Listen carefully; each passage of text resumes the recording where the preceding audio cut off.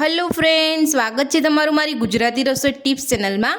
તો આજે આપણે બનાવીશું કાકડી ટામેટાનું રાયતું। તો આ રાયતું તમે શાકની જગ્યાએ પણ બનાવીને ખાઈ શકો છો અને ઘરે ખૂબ ઓછા સમયની અંદર બની જતું હોય છે। તો ચલો આપણે કાકડી ટામેટાનું રાયતું બનાવવાનું શરૂ કરીએ।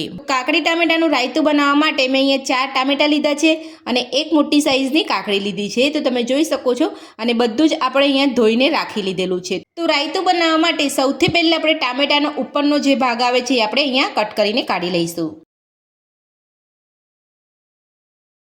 તો જ્યારે પણ તમે રાયતું બનાવો ત્યારે તમારે આ રીતે લાલ ટામેટા લેવાના છે। તો રાયતું તમારું દેખાવમાં પણ એકદમ સરસ બનશે અને રાયતું પણ તમારું એકદમ સરસ લાગશે।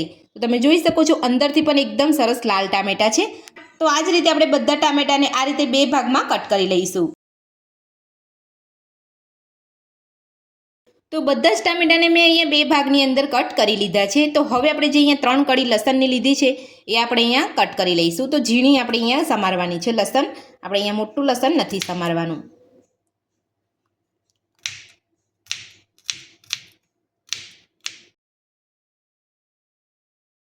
તો આ રીતે તમારે અહીંયા ઝીણું લસણ સમારી લેવાનું છે।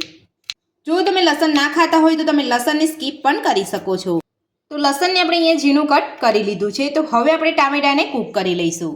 તો ટામેટાને કૂક કરવા માટે મેં અહીંયા ગેસ ઉપર એક પેન મૂક્યું છે, એની અંદર આપણે અહીંયા 2 ચમચી જેટલું તેલ ઉમેરીશું। તો તેલ અહીંયા તમે કોઈ પણ તેલ લઈ શકો છો। તો હવે આપણે તેલને થોડું ગરમ થવા દઈશું। તો તેલ આપણું અહીંયા ગરમ થઈ ગયું છે। તો હવે આપણે તેની અંદર 1 નાની ચમચી જીરું ઉમેરીશું, સાથે જ આપણે ઝીણું કટ કરેલું લસણ ઉમેરીશું। તો હવે આપણે લસણની કચાશ દૂર થાય ત્યાં સુધી આપણે લસણ અને જીરુંને સરસ રીતે સાતળી લઈશું। તો તમે જોઈ શકો છો આપણું લસણ અહીંયા એકદમ સરસ રીતે સતળાઈ ગયું છે અને લસણની અંદરથી કચાશ પણ દૂર થઈ ગઈ છે। તો આ જ રીતે આપણે લસણનો કલર થાય ત્યારબાદ જ આપણે અહીંયા ટામેટાને કૂક કરવા માટે લેવાના છે। તો બધા જ ટામેટાને આપણે આ રીતે ઊંધા મૂકી દઈશું એટલે એકદમ સરસ રીતે આપણા ટામેટા કૂક થઈ જાય। આ રીતે ઊંધા મૂકીને જ બધા ટામેટાને આપણે સરસ અહીંયા કૂક કરી લેવાના છે।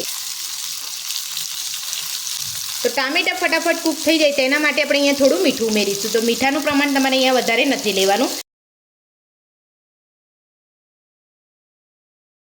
તો આ રીતે આપણે અહીંયા ટામેટા ઉપર મીઠું ઉમેરીશું તો મીઠાના લીધે પાણી વળશે એટલે આપણે અહીંયા ટામેટા એકદમ ઢીલા પડી જશે અને ફટાફટ અહીંયા ટામેટા કૂક સરસ થઈ જશે। તો હવે આપણે મીડિયમ ગેસ ઉપર જ ઢાંકણ ઢાંકીને 5 મિનિટ માટે ટામેટાને કૂક થવા દઈશું।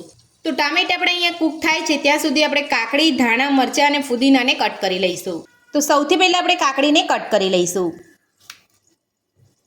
તો આગળ પાછળનો ડીટીયાનો ભાગ હોય એ આપણે અહીંયા કાઢી લેવાનો છે અને કાકડીને આપણે અહીંયા ઝીણી ઝીણી સમારી લેવાની છે।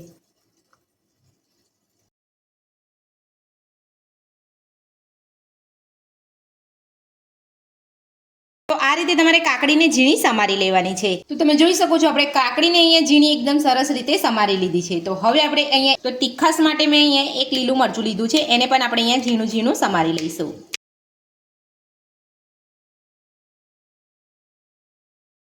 તો મરચાંને આપણે અહીંયા ઝીણું ઝીણું કટ કરી લીધું છે। તો હવે આપણે અહીંયા જે થોડા ધાણા લીધા છે એને પણ આપણે અહીંયા ઝીણા સમારી લઈશું।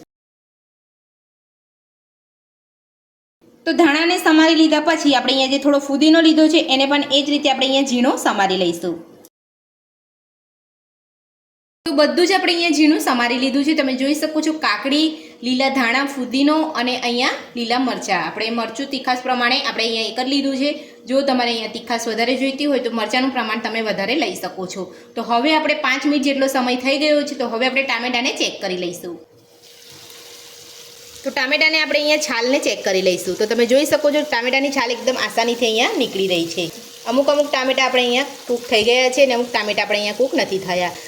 તો જે કૂક થયા છે તેની ઉપરની છાલ આપણે અહીંયા કાઢી લઈશું અને જે કૂક નથી થયા એને ફરીથી 2 મિનિટ માટે ઢાંકીને થવા દઈશું।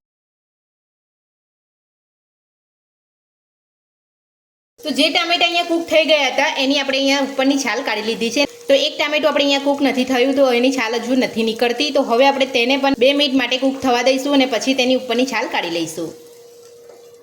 બધા જ ટામેટા કૂક થઈ ગયા છે અને આપણે અહીંયા છાલ પણ કાઢી લીધી છે। તો હવે આપણે અહીંયા મેશ કરી લઈશું।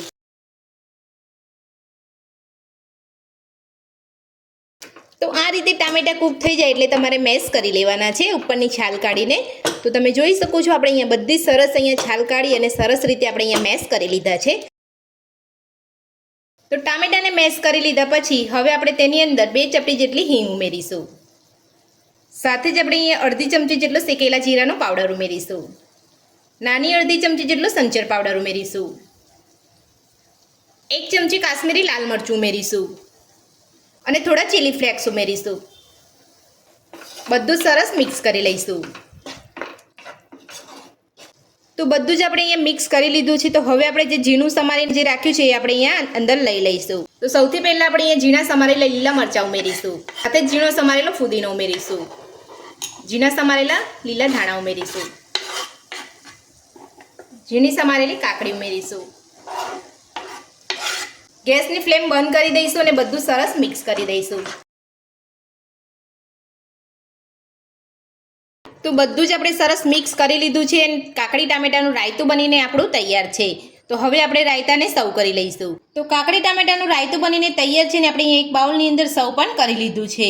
તો કાકડી ટામેટાનું રાયતું બનાવવાની રીત તમને મારી કેવી લાગે મને કોમેન્ટ બોક્સમાં કમેન્ટ કરીને જરૂરથી જણાવજો.